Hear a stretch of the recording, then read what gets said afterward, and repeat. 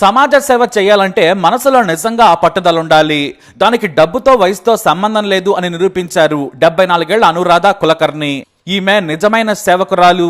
ముంబైలో 30 ఏళ్లుగా ప్రజాసేవ చేస్తున్నారు. అది కూడా పోలీస్ డిపార్ట్మెంట్ కి రూపాయి కూడా ఆశించకుండా సేవ చేస్తున్నారు ఆమె. గతంలో ఆమెకు పోలీస్ శాఖ నెలకు కొంత డబ్బిస్తామన్నా కూడా నో చెప్పారు. ఎందుకంటే నేను ఫ్రీగా సేవ చేస్తాను, నాకున్న సమయంలో నేను మీకు ఎప్పుడు అందుబాటులో ఉంటానని చెబుతారామె. వయసు 74 ఏళ్లు. కానీ అనురాధ నేటికి రయ్యమని తన హోండా యాక్టివా మీద ముంబై రోడ్ల మీద దూసుకెళ్తూ ఉంటారు. ఈమె పేరు ఇప్పుడు ఎందుకు ప్రచారంలోకి వచ్చిందంటే ఓ ఘటన జరిగింది. జేమ్స్ బాండ్ రేంజ్ లో ఆమె ఓ దొంగను చేశారు. అనురాధ కులకర్ణి ఎప్పుడు రోడ్ల మీద ట్రాఫిక్ క్లియరెన్స్ లో చాలా కీలకంగా ఉంటారు.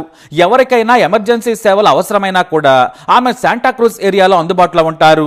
ఆమె డ్రెస్ లేని పోలీస్ అని చాలా మంది ఆ ఏరియాలో ఉండే ముంబైకర్స్ కి తెలుసు. అయితే మార్చి చివరి వారంలో అనురాధ మామూలుగా ఓ షాప్ కు తన బైక్ మీద వచ్చారు. ఓ వ్యక్తి ఏటీఎంలో నుంచి 5,000 డ్రా చేసుకుని బయటకు వచ్చాడు. రోడ్డు మీద డబ్బులు లెక్క పెడుతూ ఉన్నాడు. మరి దొంగ ఎలా వచ్చాడో ఏంటో కానీ వేగంగా వచ్చి డబ్బులు ఆకొని పరిగెత్తడం మొదలు పెట్టాడు. దీంతో ఆ డబ్బులు పోగొట్టుకున్న వ్యక్తి అరుస్తూ దొంగను చేస్తూ ఉన్నాడు.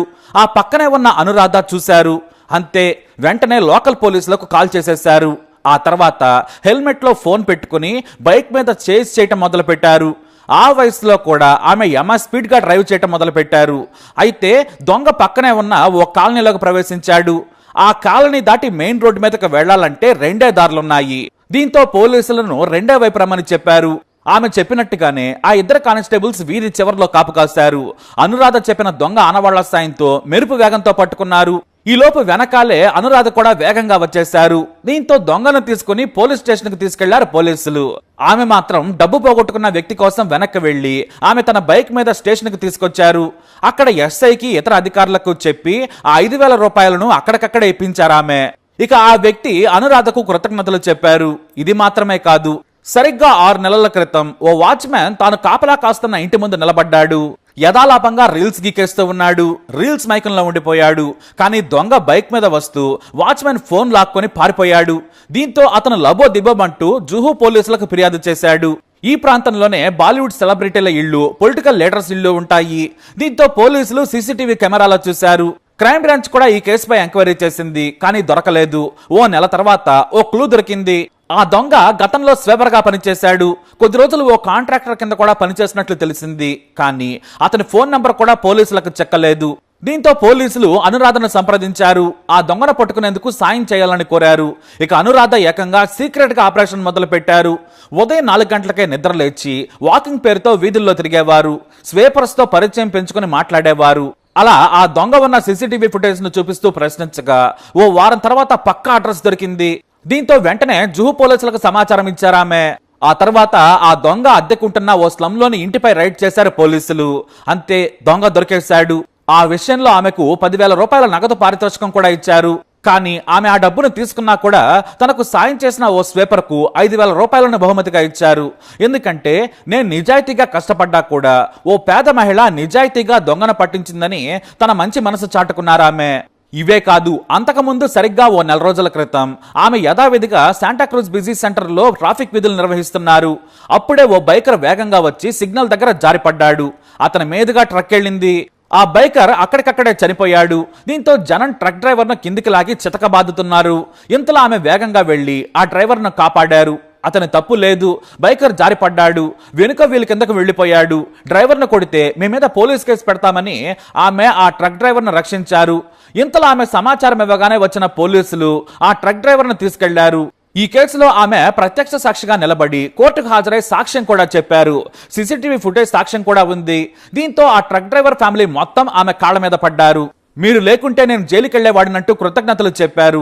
ఇలా 1-2 30 ఏళ్లుగా ఆమె పోలీసులకు సాయంగా ఉన్నారు. ఎందుకు ఇలా చేస్తున్నారంటే దానికి కూడా ఓ స్టోరీ ఉంది. ఆమె 30 ఏళ్ల క్రితం ట్రాఫిక్ పోలీస్ ఉద్యోగం సంపాదించారు. ట్రైనింగ్ ఇన్స్టిట్యూట్ లో శిక్షణ కూడా తీసుకున్నారు.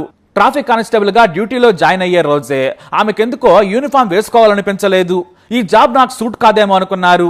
కానీ సమాజానికి ఉపయోగపడే పని చేయాలని మాత్రం ఉండేది. ఆ తర్వాత ఆమె ఆ జాబ్ వదిలేసి తన చదువుకు సూట్ అయ్యే ఓ ప్రైవేట్ ఉద్యోగం చేయటం మొదలు పెట్టారు. మరోవైపు భర్త అశోక్ కులకర్ణి బ్యాంక్ మేనేజర్. వీరికి ఆర్థికంగా సమస్యలు లేవు. ఆమె కొన్నాళ్ల పాటు జాబ్ చేసి మానేశారు. ఆ తర్వాత సిటిజన్ పోలీస్గా తన పేరును బాంద్రా పోలీస్ స్టేషన్లో నమోదు చేసుకున్నారు. ఇన్ఫార్మర్గా కూడా పోలీసులకు సేవలందించారు. కానీ ఆమెకు ఎన్నిసార్లు మనీ ఆఫర్ చేసినా కూడా తీసుకోలేదు. జూహు, బాంద్రా నుంచి శాంటాక్రూజ్ వరకు ఎక్కడ అవసరం ఉంటే అక్కడ ట్రాఫిక్ ను క్లియర్ చేస్తారామె. వృద్ధులకు సాయం చేస్తారు, ట్రాఫిక్ ఆపేసి స్కూల్ పిల్లలను రోడ్డు దాటిస్తారు. ఇలా 30 ఏళ్లుగా ఆమె ట్రాఫిక్ సేవలు అందిస్తున్నారు. ఇక ఆమె భర్త 2014లో చనిపోయారు. పెన్షన్ గా సొమ్ము కొంత వస్తూ ఉంటుంది. కానీ ముంబైలో కాస్త లగ్జరీగా బ్రతకాలన్నా కూడా చాలా ఖర్చులుంటాయి. మరి మీరు ఎలా ఆర్థికంగా ఉండగలుగుతున్నారంటే, నేను నా పిల్లల మీద ఆధారపడనక్కర్లేదు. నాకు మా అత్తగారు టారిడోలో పెద్ద బంగ్లాను గిఫ్ట్గా ఇచ్చారు. మేము సంపాదించింది మా పిల్లలకి ఇచ్చేసాం. కానీ మా అత్తగారింటి నుంచి వచ్చే అద్దెలు నాకు ఎక్కువగానే ఉంటాయి. ఆ డబ్బుతో కొంత పేదలకు సాయం చేస్తాను, నా ఖర్చులకు కొంత ఉంచుకుంటాను, మనవాళ్ళు మనవరాళ్లకు కొంత ఇచ్చేస్తాను. ఇక నాకు రోడ్డు ప్రమాదాలు జరగకుండా చూడాలన్నదే కోరిక. ఎందుకంటే ఈ రోడ్డు ప్రమాదాల వల్ల కుటుంబాలు రోడ్డున పడుతున్నాయి. అందుకే ప్రమాదకరమైన ప్రాంతాల్లో ట్రాఫిక్ పోలీసులు రాకముందే వచ్చి నేను కంట్రోల్ చేస్తాను. నా మెడలో విజిల్ ఎప్పుడూ ఉంటుంది. ఈ పొల్యూషన్కు నేను భయపడను. దేవుడి దయ వల్ల అనారోగ్య సమస్యలు రాలేదు. రాంగ్ సైడ్ వచ్చేవారిని ఆపి హెచ్చరిస్తుంటాను. ఎవరైనా రూట్గా మాట్లాడితే వెంటనే పోలీసులకు కాల్ చేసి ఆ వెహికల్స్ ని సీజ్ చేయిస్తాను. నేను చెప్పానంటే ఎంత పెద్ద అధికారైనా కూడా వింటారు, నా మాట నమ్ముతారు. నేను నిజాయితీగా ఉంటానని వారికి తెలుసు అంటారు అనురాధ. అయితే జుహు ప్రాంతంలో ఉండే షాప్ యజమానులు, ఆటో డ్రైవర్లు, చిన్న చిన్న బడ్డీ కొట్లు పెట్టుకున్న వారు అనురాధను చూడగానే నమస్కారం పెడతారు. చాలా మందికి ఆమె గురించి తెలుసు. ఇలా సాయం చేయడం నాకు చాలా ఇష్టమంటారు. అందుకే అనురాధకు ప్రత్యేకంగా డ్యూటీ వేస్తారు ట్రాఫిక్ పోలీసులు. ఎక్కడైనా ట్రాఫిక్ సమస్యలు వచ్చి పోలీస్ సిబ్బంది లేకుంటే ఆమెకే ఫోన్ చేస్తారు. కాస్త వెళ్ళి చూడండి మేడం అంటారు, లేదంటే సాయంగా ఉండమని కోరుతారు. విఐపీలు వచ్చిన సమయంలో కూడా ఆమెకు స్పెషల్గా ఐడి కార్డు ఇచ్చి మరీ సేవలు ఉపయోగించుకుంటారు. కానీ ఆమె మాత్రం పైసా తీసుకోదు. నడి రోడ్డు మీద ఎండలో వానలో కూడా డ్యూటీ చేస్తారు. ఎన్నో వందల సార్లు బెస్ట్ సిటిజన్ అవార్డు కూడా అందుకున్నారు ఆమె. బాలీవుడ్ యాక్టర్ అనుపమ్ ఖేర్ చేతుల మీదుగా సత్కారం కూడా జరిగింది. అయితే ట్రాఫిక్ అంటే కేవలం సమస్యలను పరిష్కరించడం కాదు. ఎవరైనా గాయపడితే వెంటనే ట్రీట్మెంట్ చేసేందుకు మెడికల్ కిట్ను కూడా తన బైక్లో ఉంచుకుంటారు ఆమె. ఫస్ట్ ఎయిడ్ చేసి వెంటనే ఆసుపత్రికి పంపుతారు.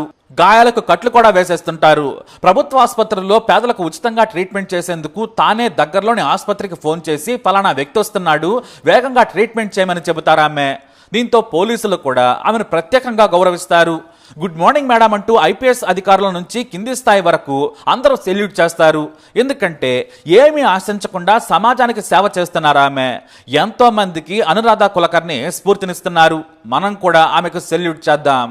మరి అనురాధ కులకర్ణి గారిపై మీ అభిప్రాయాన్ని కమెంట్ ద్వారా తెలియజేయండి. వీడిని లైక్ చేయండి, షేర్ చేయండి, మా ఛానల్ని సబ్స్క్రైబ్ చేసుకోండి.